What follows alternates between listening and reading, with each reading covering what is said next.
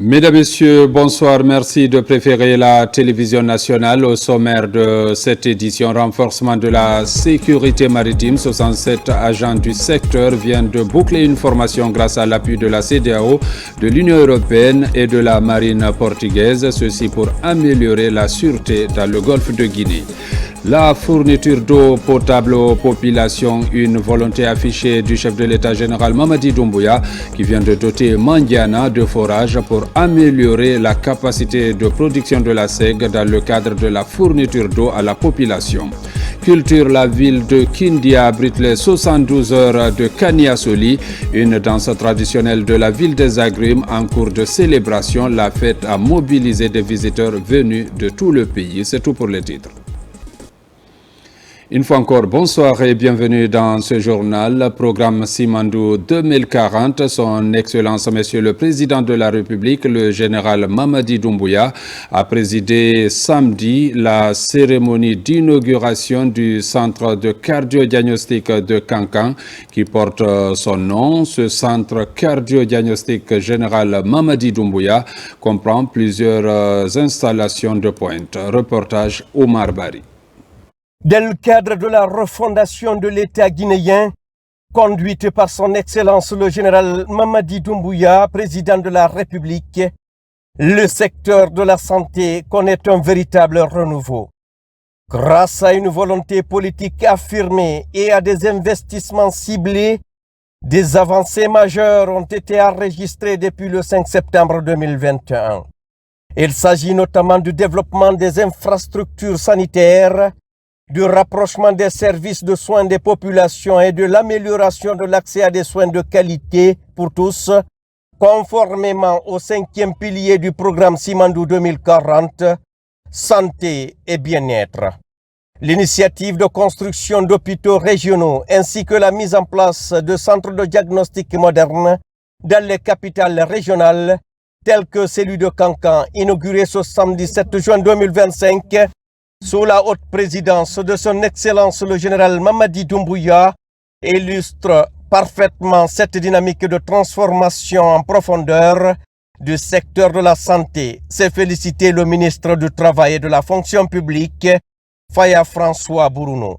Ce centre de Kankan est le premier d'un réseau national de centres similaires qui verront prochainement le jour à Kindia, à Zérékoré et à Labi. Cette démarche est une réponse directe aux aspirations légitimes des citoyens pour une égalité réelle et effective d'accès à des soins médicaux de qualité partout sur notre territoire national. Notre responsabilité commune désormais est claire, Monsieur le Président. Assurer une gestion rigoureuse et durable de ces infrastructures, la formation continue du personnel médical et technique, ainsi que l'entretien scrupuleux de ces équipements de pointe sont essentiels pour garantir la pérennité de nos actions et leur impact positif, durable sur notre société. Je terminerai en rendant un hommage appuyé au président de la République, chef de l'État, le général Mamadi Doumbouya, pour sa vision audacieuse, et à monsieur le Premier ministre, chef du gouvernement, pour sa coordination stratégique de l'action gouvernementale. Je réaffirme ici, au nom de tout le département du travail et de la fonction publique, notre détermination à poursuivre des réformes engagées et à faire de la protection sociale un véritable instrument de transformation de notre pays. C'est avec tous que nous allons bâtir une Guinée où la protection sociale constitue le socle de notre prospérité. Car c'est ensemble, dans la solidarité, la rigueur et la foi en notre avenir que nous parviendrons à bâtir un État social fort, protecteur et digne des aspirations de notre peuple. Un centre, je dirais ce centre se veut un témoignage vivant de cette ambition au service de la santé de nos concitoyens. Et je voudrais vous rassurer qu'il y aura une forte synergie entre le département du travail et de la fonction publique et le ministère de la Santé et de l'Hygiène publique, dans le cadre de son opérationnalisation. Ce centre cardio-diagnostic général Mamadi Doumbouya comprend plusieurs installations de pointe, dont un bloc de cathétérisme cardiaque, des salles de consultation en cardiologie, une unité de soins intensifs cardiologiques, une salle de radiographie osseuse et pulmonaire, un scanner, un service des urgences, une IRM, une salle de mammographie, un laboratoire de biologie médicale ainsi qu'une pharmacie, a précisé le directeur général de la Caisse nationale de sécurité sociale, Bakary Silla. Ce centre-là est unique en son genre, puisque c'est la première fois que nous déployons à l'intérieur du pays, en particulier à Kankan, un centre de diagnostic et de cardiologie interventionnelle qui permet de faire des opérations du cœur et notamment de traiter les AVC. Et en plus de cela, nous avons tous les équipements d'imagerie ici, et que ce soit les IRM, les scanners, la radiologie, la mammographie, notamment pour la détection précoce du cancer des seins. Au regard de ces réalisations, il est manifeste que la vision de refondation portée par son Excellence le général Mamadi Doumbouya se concrétise avec constance et détermination dans le secteur de la santé comme dans les autres secteurs vitaux. Cette dynamique est le fruit d'un engagement sincère du chef de l'État en faveur du bien-être de nos concitoyens à travers le programme hautement stratégique Simandou 2040 pour le développement socio-économique durable et responsable de la Guinée pour les 15 prochaines années. Volet formation à présent, 67 agents de la sécurité maritime ont bouclé un renforcement de capacité. L'initiative marque le couronnement d'un perfectionnement et d'un partenariat stratégique entre la République de Guinée, la CEDEAO, l'Union européenne, l'Institut portugais et la marine portugaise. Un programme régional d'envergure visant à renforcer la gouvernance et la sécurité maritime dans le golfe de Guinée. Reportage Amadou Touré, Abdul Razak Souma. Ils sont 67 agents issus de la marine marchande, du Centre national de surveillance des pêches CNSP et de la marine nationale qui reçoivent leur certificat de fin de formation multisectorielle interne en sécurité maritime. L'initiative s'inscrit dans le cadre de la modernisation et de la redynamisation des services maritimes relevant de la vision de refondation et de rectification institutionnelle voulue par le CNRD. Ces actions ne sont ni ponctuelles ni isolées. Elles s'inscrivent pleinement dans la vision stratégique du président de la République, chef de l'État, chef suprême des armées, son Excellence le général Mamadi Doumbouya, qui, à travers la politique de refondation de l'État, fait de la sécurité maritime une priorité nationale et un pilier de la souveraineté dans nos espaces maritimes. À ce titre, le rôle de la Direction nationale de la marine marchande est de garantir la mise en œuvre rigoureuse des normes, des conventions internationales. Pendant la formation, il était question de connaître les défis liés aux dégâts causés en mer. On a eu des formations qui nous ont donné des compétences qui nous permettent aujourd'hui de connaître beaucoup de choses pour pouvoir lutter contre ces fléaux. Le programme fait partie du projet SOASM.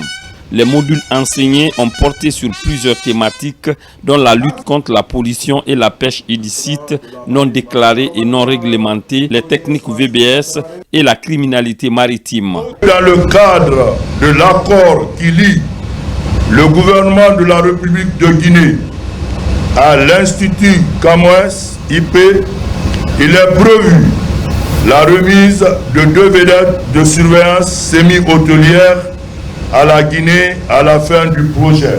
Selon les autorités des services concernés, cette démarche vise à contribuer à la mise en œuvre de la stratégie maritime de la communauté économique des États de l'Afrique de l'Ouest CEDEAO et le renforcement de la sécurité et la sûreté maritime dans le golfe de Guinée. Et puis, cette autre session qui porte sur les données et financement des déplacements liés aux catastrophes. La rencontre se tient à Genève. Les pays participants partagent leur expérience et leurs recommandations sur la manière dont les mécanismes des données et de financement peuvent être établis. La Guinée présenta la 8e plateforme mondiale, trouvant cette rencontre une réelle opportunité à saisir. Le point avec Safiatou Kondé, envoyé spécial. Partout dans le monde, les communautés autochtones vivent en première ligne des changements climatiques et des catastrophes. Leur perspective unique offre des clés essentielles pour renforcer la résilience face à ces défis.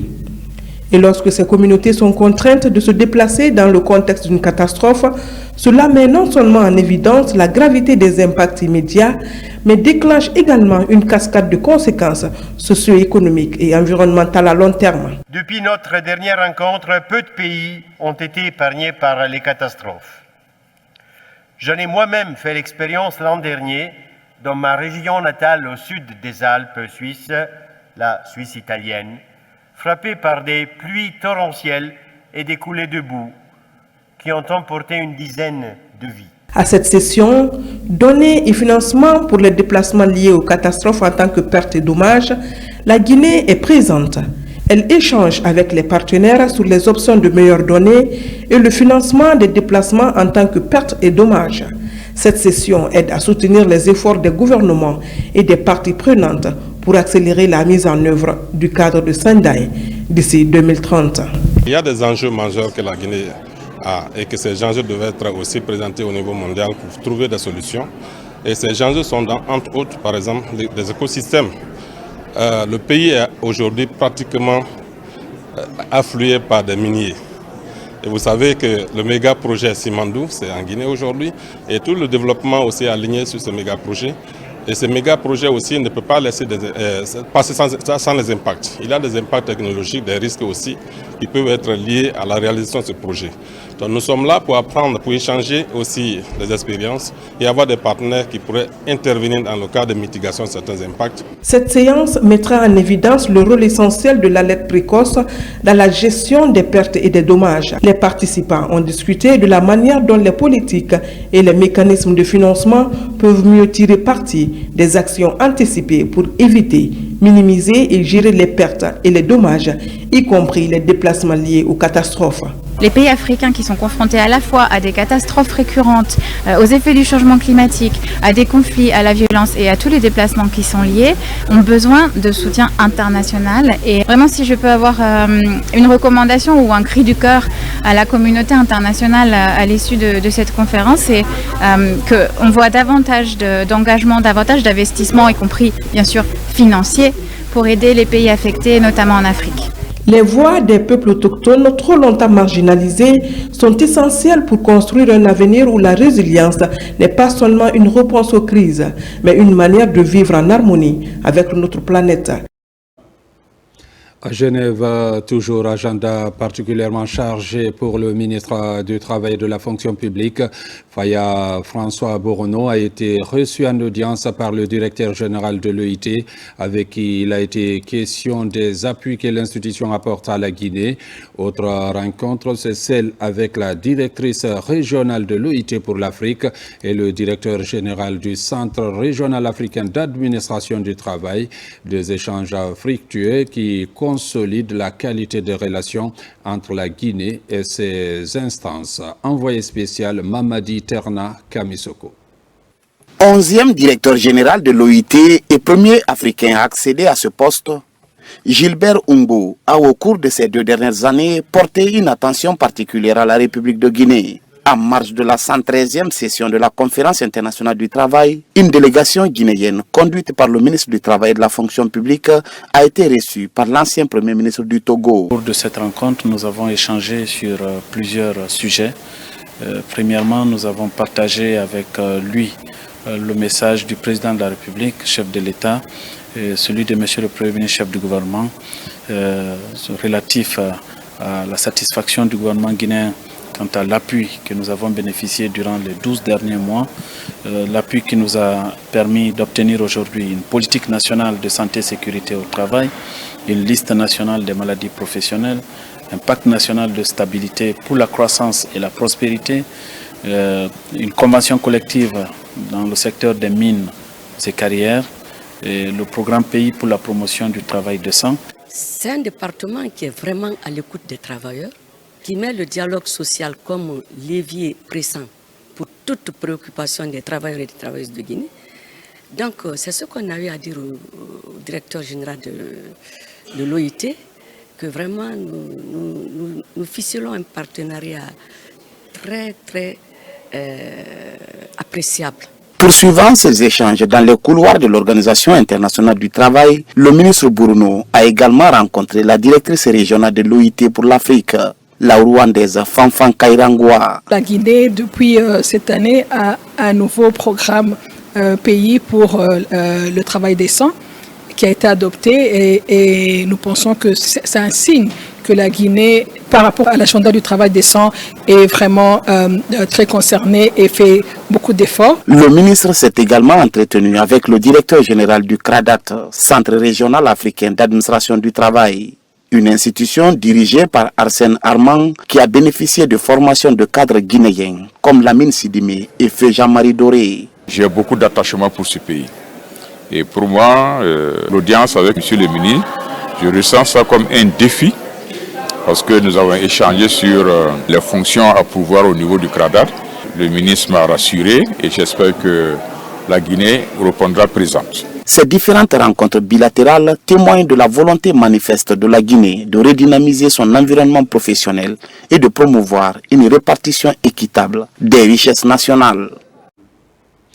Dans l'actualité encore, pour faire face à la pénurie d'eau potable en milieu rural, le gouvernement guinéen, à travers le ministère de l'Administration du territoire et de la décentralisation, vient d'acheter 2 ateliers de forage de grande capacité dotés d'accessoires pour mettre à la disposition du Service national d'aménagement des points d'eau SNAP.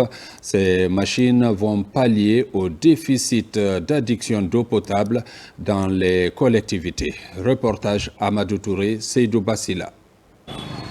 2 ateliers de forage de dernière génération avec accessoires accompagnés de citernes. C'est une commande du gouvernement guinéen à travers le ministère de l'Administration du territoire et de la décentralisation. Ces camions forage mis à la disposition du Service national d'aménagement des points d'eau SNAP sont destinés aux régions administratives de Mamou et de Farana. C'est une joie énorme pour le service et pour la population guinéenne d'avoir ces machines de forage. C'est une première que le gouvernement met la main dans la poche pour acheter nos propres machines de forage, doter les services techniques. Ça va résoudre beaucoup de problèmes, notamment l'intervention anarchique de d'autres machines dans la région, et ça va résoudre aussi la pénurie d'eau.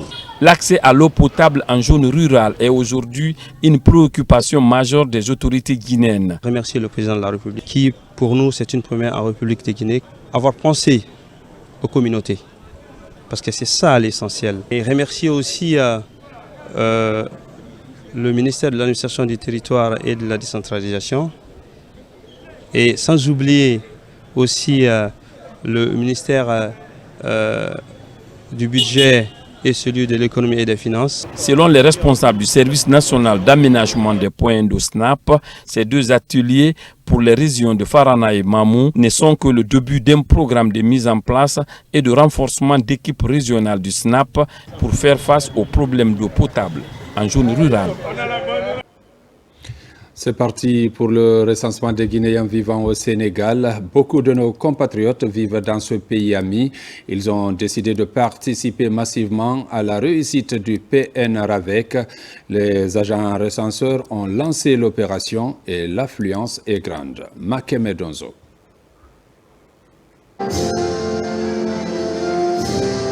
La CEDEAO a 50 ans. Un parcours de vie et d'activité célébré en différé en République de Guinée. Créé le 28 mai 1975 pour rapprocher davantage les pays membres, l'organisation sous-régionale connaît des hauts et des bas dans l'atteinte de cette mission. Mais il y a des acquis, notamment la libre circulation des personnes et des biens afin de faciliter la mobilité. Cette institution a aujourd'hui pour défi d'être le reflet des aspirations profondes de plus de 400 millions de citoyens ouest-africains. Pour les 50 années à venir, notre ambition doit être plus grande encore. Il nous faut repasser nos stratégies.